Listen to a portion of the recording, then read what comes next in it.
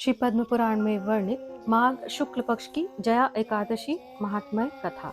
युधिष्ठिर ने पूछा, भगवान, आपने माघ मास के कृष्ण पक्ष की षटतिला एकादशी का वर्णन किया।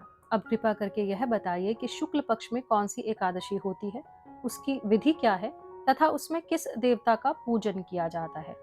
भगवान श्री कृष्ण बोले, राजेंद्र, बतलाता हूँ, सुनो। माघ मास के शुक्ल पक्ष में जो एकादशी होती है उसका नाम जया है। वह सब पापों को हरने वाली उत्तम तिथि है। पवित्र होने के साथ ही पापों का नाश करने वाली है तथा मनुष्यों को भोग और मोक्ष प्रदान करती है। इतना ही नहीं, वह ब्रह्म हत्या जैसे पाप तथा पिशाचत्व का भी विनाश करने वाली है। इसका व्रत करने पर मनुष्यों को कभी प्रेत योनि में नहीं जाना पड़ता। इसलिए राजन, प्रयत्न पूर्वक जया नाम की एकादशी का व्रत करना चाहिए। एक समय की बात है, स्वर्गलोक में देवराज इंद्र राज्य करते थे। देवगण पारिजात वृक्षों से भरे हुए नंदन वन में अप्सराओं के साथ विहार कर रहे थे। 50 करोड़ गंधर्वों के नायक देवराज इंद्र ने स्वेच्छानुसार वन में विहार करते हुए बड़े हर्ष के साथ नृत्य का आयोजन किया। उसमें गंधर्व गान कर रहे थे, जिनमें पुष्पदंत, चित्रसेन तथा उसका पुत्र, ये 3 प्रधान थे। चित्रसेन की स्त्री का नाम मालिनी था। मालिनी से एक कन्या उत्पन्न हुई थी जो पुष्पवंती के नाम से विख्यात थी। पुष्पदंत गंधर्व के एक पुत्र था जिसको लोग माल्यवान कहते थे। माल्यवान पुष्पवंती के रूप पर अत्यंत मोहित था। ये दोनों भी इंद्र के संतोषार्थ नृत्य करने के लिए आए थे। इन दोनों का गान हो रहा था। इनके साथ अप्सराएं भी थी। परस्पर अनुराग के कारण ये दोनों मोह के वशीभूत हो गए।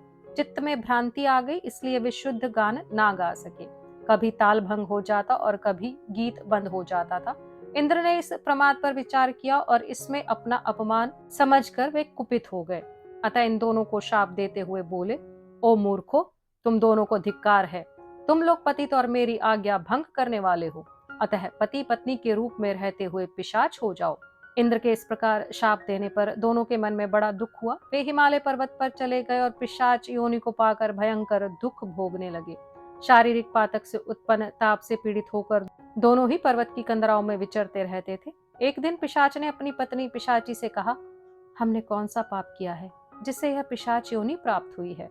नरक का कष्ट अत्यंत भयंकर है तथा पिशाच योनि भी बहुत दुख देने वाली है। अतः पूर्ण प्रयत्न करके पाप से बचना चाहिए। इस प्रकार चिंता मग्न होकर वे दोनों दुख के कारण सूखते जा रहे थे। दैवयोग से उन्हें माघ मास की एकादशी तिथि प्राप्त हो गई।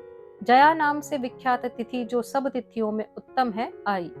उस दिन उन दोनों ने सब प्रकार के आहार त्याग दिए, जलपान तक नहीं किया, किसी जीव की हिंसा नहीं की, यहाँ तक कि फल भी नहीं खाया।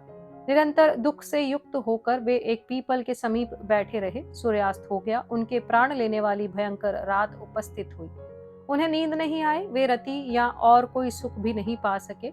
सूर्योदय हुआ। द्वादशी का दिन आया। उन पिशाचों के द्वारा जया के उत्तम व्रत का पालन हो गया। उन्होंने रात में जागरण भी किया था। उस व्रत के प्रभाव से तथा भगवान विष्णु की शक्ति से उन दोनों की पिशाचता दूर हो गई। पुष्पवंती और माल्यवान अपने पूर्व रूप में आ गए। उनके हृदय में वही पुराना स्नेह उमड़ रहा था। उनके शरीर पर पहले ही जैसे अलंकार शोभा पा रहे थे। वे दोनों मनोहर रूप धारण करके विमान पर बैठे और स्वर्गलोक में चले गए। वहां देवराज इंद्र के सामने जाकर दोनों ने बड़ी प्रसन्नता के साथ उन्हें प्रणाम किया। उन्हें इस रूप में उपस्थित देखकर इंद्र को बड़ा विस्मय हुआ। उन्होंने पूछा, बताओ, किस पुण्य के प्रभाव से तुम दोनों का पिशाचत्व दूर हुआ है? तुम मेरे शाप को प्राप्त हो चुके थे, फिर किस देवता ने तुम्हें उससे छुटकारा दिलाया है? माल्यवान बोला, स्वामिन, भगवान वासुदेव की कृपा तथा जया नामक एकादशी के व्रत से हमारी पिशाचता दूर हुई है। इंद्र ने कहा, तो अब तुम दोनों मेरे कहने से सुधा पान करो। जो लोग एकादशी के व्रत में तत्पर और भगवान श्री कृष्ण के शरणागत होते हैं, वे हमारे भी पूजनीय हैं। भगवान श्री कृष्ण कहते हैं, राजन, इस कारण एकादशी का व्रत करना चाहिए। नृपश्रेष्ठ, जया ब्रह्म हत्या का पाप भी दूर करने वाली है। जिसने जया का व्रत किया है उसने सब प्रकार के दान दे दिए और संपूर्ण यज्ञों का अनुष्ठान कर लिया। इस महात्म्य के पढ़ने और सुनने से अग्निष्टोम यज्ञ का फल मिलता है। इस प्रकार श्री पद्म पुराण में वर्णित माघ मास शुक्ल पक्ष की जया एकादशी महात्म्य का पाठ संपूर्ण हुआ।